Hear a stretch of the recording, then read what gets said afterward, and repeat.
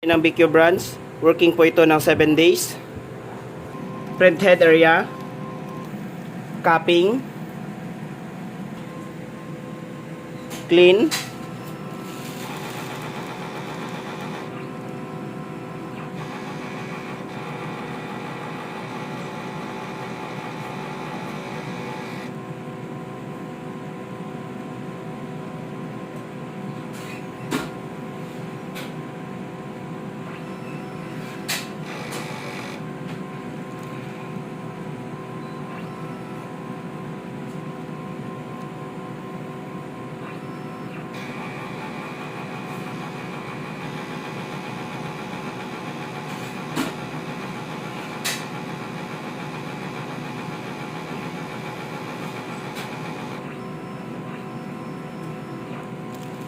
next naman po is bago po tayo mag nozzle, linisin po natin yung wiper.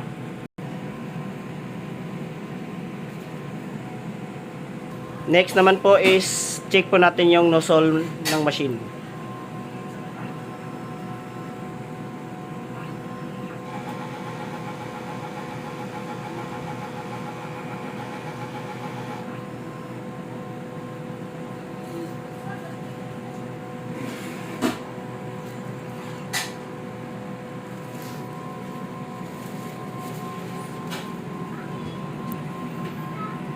Yan po.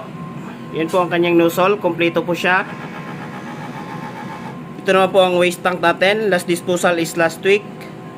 Yan naman po ang ating ground wire. At dito naman po nakalagay ang ating ink supplies. Yan po. Ito naman po ang ating na-consume na white, yellow, black, cyan, at saka powder. Yan lang po. Maraming salamat.